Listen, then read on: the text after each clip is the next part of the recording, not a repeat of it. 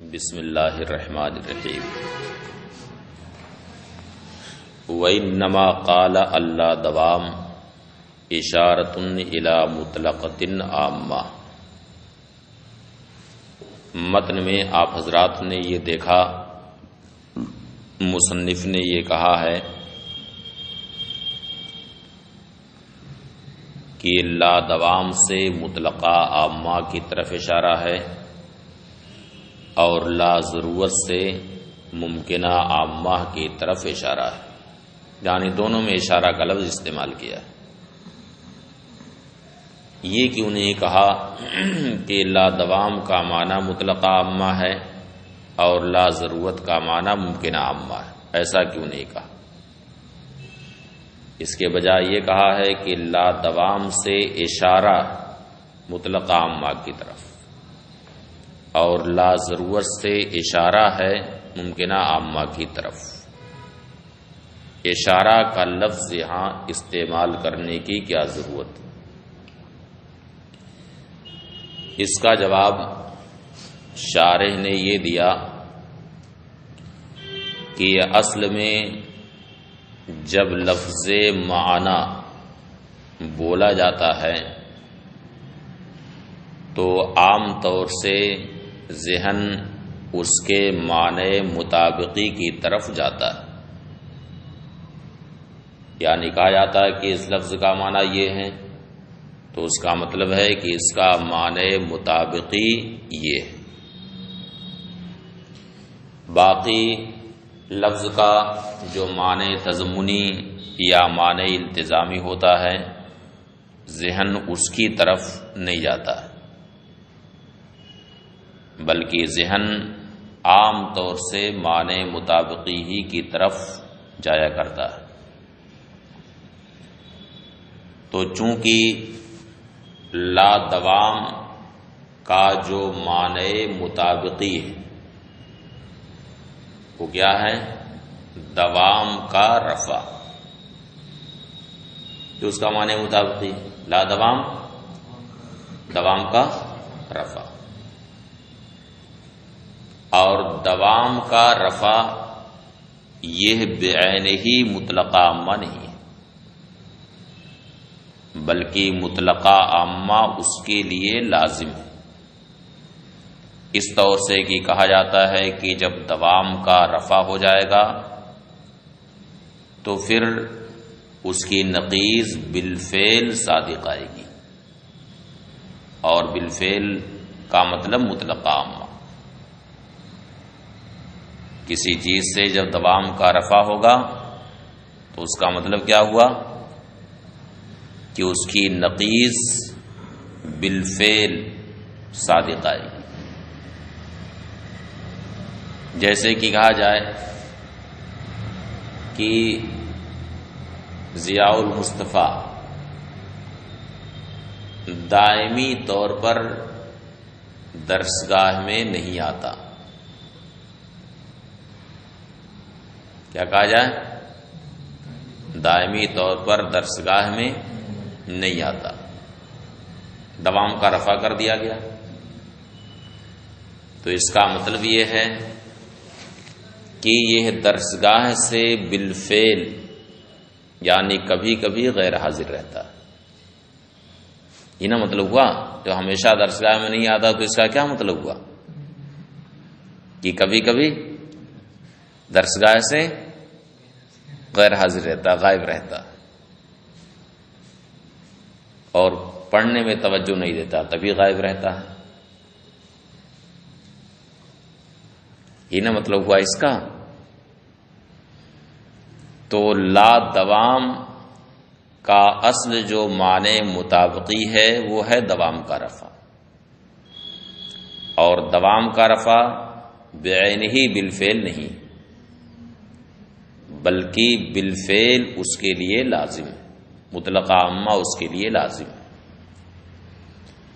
اس بنا پر یہ نہیں کہا کہ لا دوام کا معنی مطلقہ عامہ ہے، بلکہ یہ کہا گیا کہ مطلقہ عامہ کی طرف اشارہ ہوتا ہے۔ سمجھ گئے؟ وَإِنَّمَا قَالَ اللہ دوام اشارۃ الی مطلقۃ عامہ، اور یہ کہا کہ لا دوام سے اشارہ ہے مطلقہ عامہ کی طرف. ولم یقل اللہ دوام معناہ المطلقۃ العامہ، اور یہ نہیں کہا کہ لا دوام کا معنی مطلقہ عامہ ہے. لأن المعنى اذا اطلق یراد به المفہوم المطابقی، اس لیے کہ معنی کا لفظ جب بولا جاتا ہے تو اس سے مفہوم مطابقی مراد لیا جاتا ہے. کون سا معنی مراد لیا جاتا ہے؟ معنی مطابقی مراد لیا جاتا ہے. وَلَيْسَ مَفْهُومُ اللا دوام المطابقی المطلقۃ العامہ، اور لا دوام کا مفہوم مطابقی مطلقہ عامہ نہیں، بلکہ لا دوام کا مفہوم مطابقی ہے دوام کا رفع. تو مطلقہ عامہ یہ اس کا معنی مطابقی نہیں ہے، البتہ اس کے معنی کے لیے یہ لازم. فَإِنَّ لَا دوام الْإِيجَاب مثلاً مفہومہ الصریح رفع دوام الایجاب، اس لیے کہ ایجاب کا لا دوام مثلاً اس کا مفہوم صریح ہے ایجاب کے دوام کا رفع، ایجاب کے دوام کا رفع. وَإِطْلَاقُ السَّلْبِ، اور سلب کا اطلاق یعنی سلب کا بالفعل ہونا، وہ بعینہ دوام ایجاب کا رفع نہیں ہے، بل لازم ہو، بلکہ دوام ایجاب کے رفع کا وہ لازم ہے. بعینہ وہ نہیں ہے بلکہ اس معنی کے لیے لازم ہے. فہو معناہ الالتزامی، لہذا اطلاق یہ اس کا معنی التزامی. تو حاصل یہ ہے کہ مطلقہ عامہ لا دوام کا معنی مطابقی نہیں ہے بلکہ اس کا معنی التزامی، اس کے معنی مطابقی کے لیے یہ لازم ہے. اور عرف میں جب معنی کا لفظ بولا جاتا ہے تو عموماً معنی مطابقی سمجھا جاتا ہے، اور مطلقہ عامہ چونکہ اس کا معنی مطابقی نہیں ہے لا دوام کا، اس لیے یہ نہیں کہا کہ لا دوام کا معنی مطلقہ عامہ ہے، بلکہ یہ کہا کہ لا دوام سے مطلقہ عامہ کی طرف اشارہ ہوتا ہے. وَأَمَّا لا ضرورہ، اور رہا لا ضرورت، تو لا ضرورت کا معنی ضرورت کا رفع، ضرورت کا سلب، اور ضرورت کا سلب یہ بعینہ امکان ہے. ضرورت کا سلب بعینہ امکان، یعنی جب ایجاب سے ضرورت کا سلب ہوگا تو سلب ممکن ہو جائے گا، اور سلب سے ضرورت کا جب سلب ہوگا تو ایجاب ممکن ہوگا.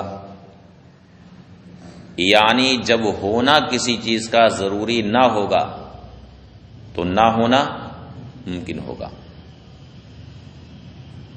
جب ہونا کسی چیز کا ضروری نہ ہوگا تو نہ ہونا ممکن ہوگا، اور جب نہ ہونا ضروری نہ ہوگا تو ہونا ممکن ہو جائے گا.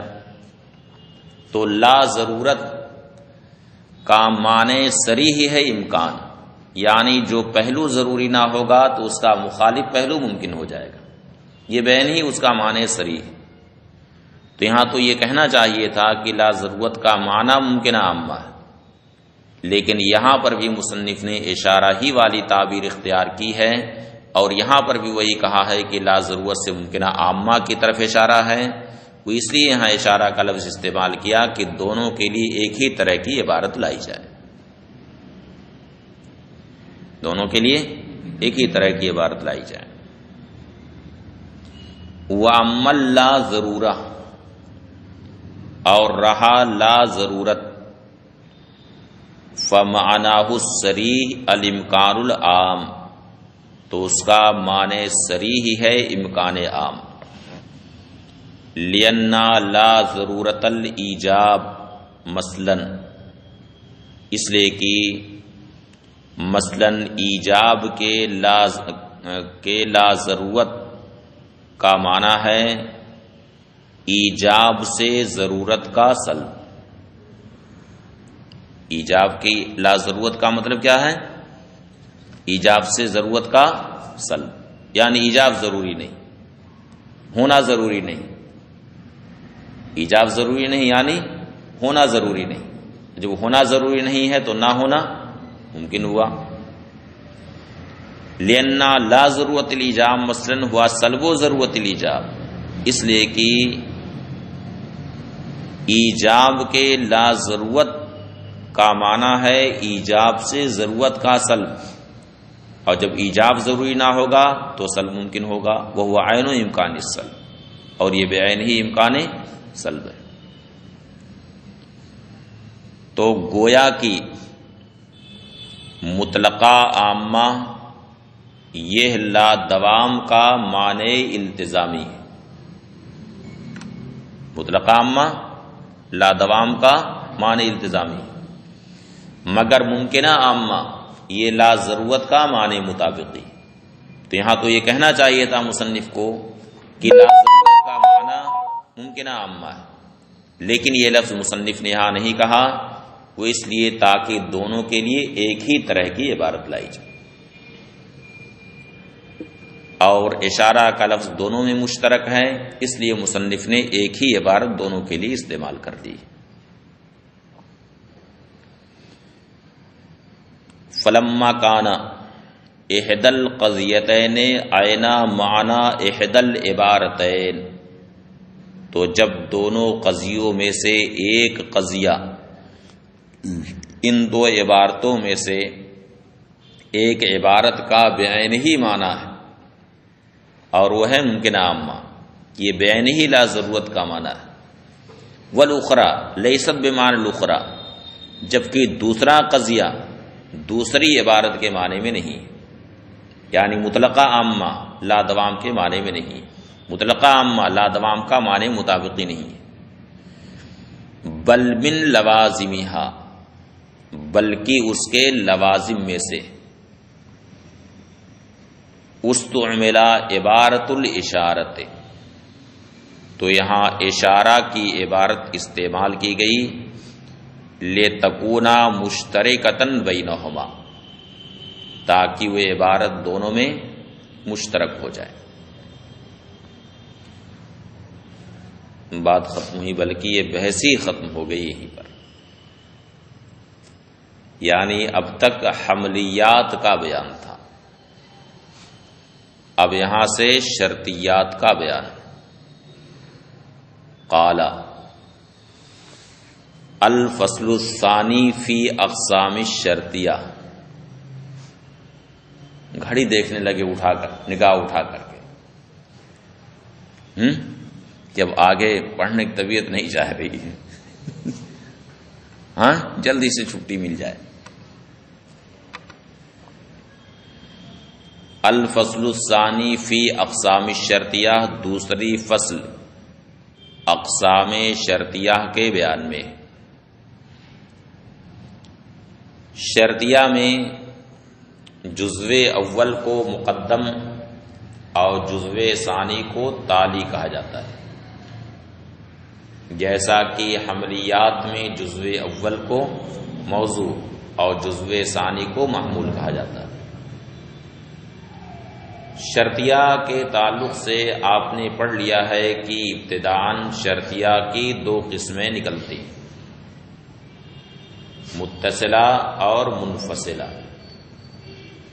پھر شرطیہ متصلہ کی دو قسمیں ہیں، لزومیہ اور اتفاقیہ۔ اور شرطیہ منفصلہ کی 3 قسمیں: حقیقیہ، مانیت الجمع اور مانیت الخلو. یہ سب بات آپ لوگوں کی پڑھی ہوئی ہے، پڑھی ہے نا؟ چلیے دیکھیے عبارت: الفصل الثانی فی اقسام الشرطیہ. دوسری فصل اقسام شرطیہ کے بیان میں. الجزء الاول منہا یسمى مقدما.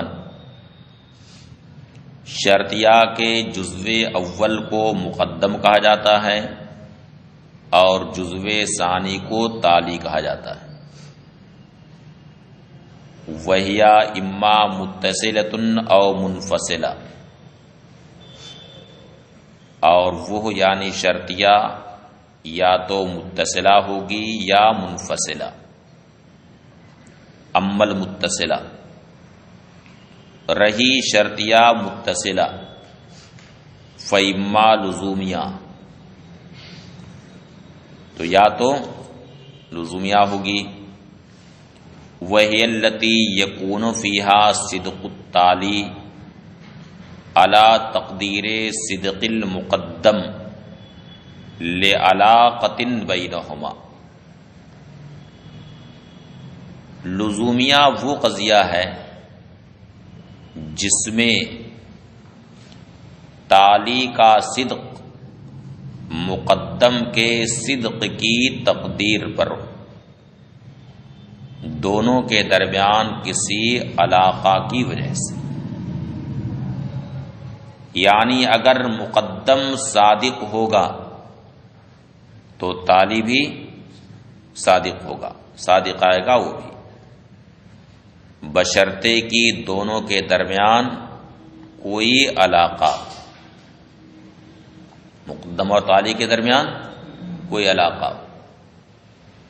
اب وہ علاقہ خواہ علیت کا ہو، یعنی ان میں ایک علت ہو دوسرا معلول ہو، یا دونوں کسی تیسری علت کے معلول ہوں، یا دونوں کے درمیان تضائف کا علاقہ ہو. دونوں کے درمیان تضائف کا علاقہ ہو. تضائف کا مطلب یہ ہے کہ دونوں کا اس طرح سے ہونا کہ ان میں ایک کا تعقل و ادراک، یعنی ایک کا سمجھنا دوسرے پر موقوف، ایک کا سمجھنا دوسرے پر موقوف. تو اگر کسی علاقہ کی وجہ سے مقدم اور تالی کے درمیان کوئی علاقہ ہو جس کی وجہ سے تالی کا صدق مقدم کے صدق کی تقدیر پر، تالی کے صدق کا حکم لگایا گیا ہو مقدم کے صدق کی تقدیر پر، تو اسے لزومیہ کہا جاتا ہے. جیسے ان کانت الشمس طالیۃ کان النہار موجودا، اگر سورج طلوع ہوگا تو دن موجود ہوگا. تو طلوع آفتاب اور وجود نہار، ان دونوں کے درمیان علاقہ ہے. وجود نہار کی علت ہے طلوع آفتاب، دونوں کے درمیان علیت کا علاقہ ہے. تو اس کا مطلب یہ ہوا کہ اگر طلوع آفتاب کا صدق ہوگا تو وجود نہار کا بھی صدق ہوگا. اگر طلوع آفتاب صادق آئے گا تو وجود نہار بھی صادق آئے گا. تو اس قضیہ کو کہا جاتا ہے لزومیہ.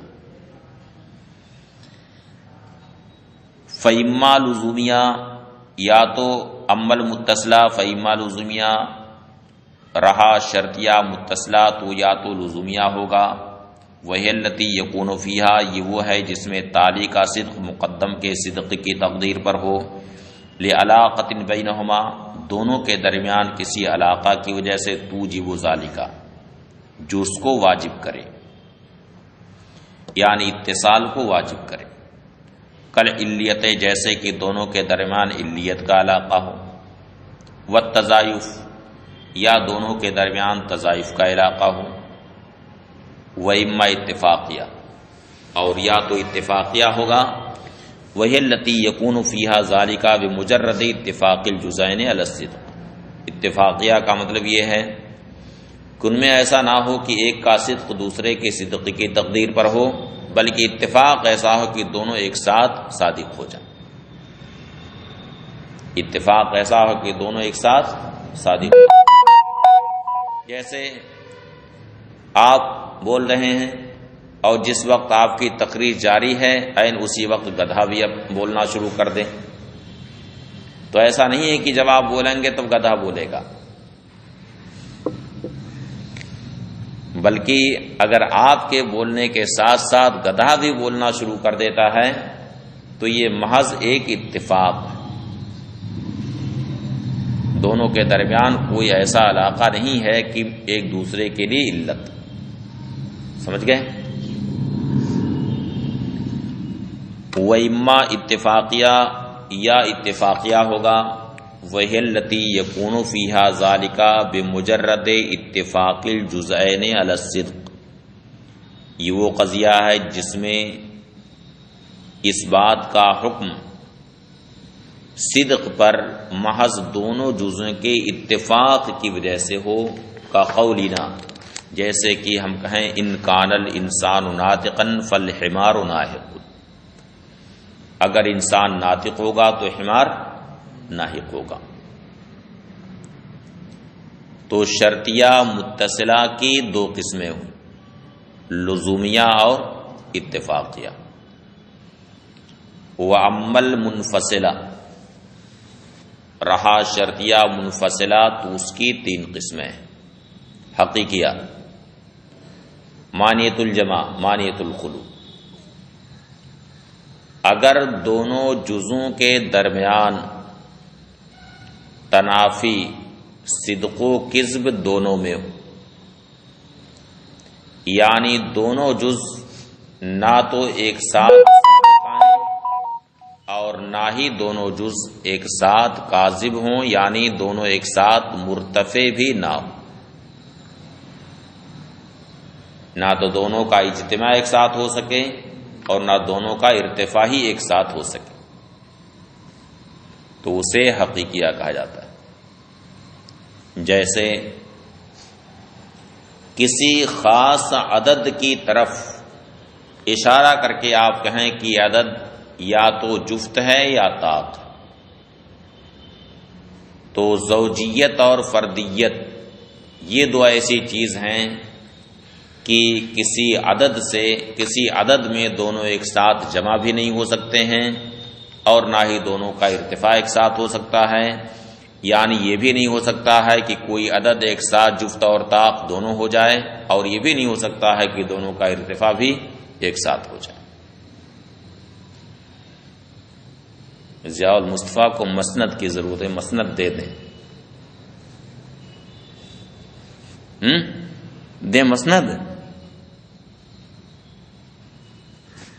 آخر اس کے اوپر ٹیک لگائے ہوئے ہیں تو مسند کی ضرورت ہے نا اس کو. ہاں دے مسند، کہو تو دے دے مسند.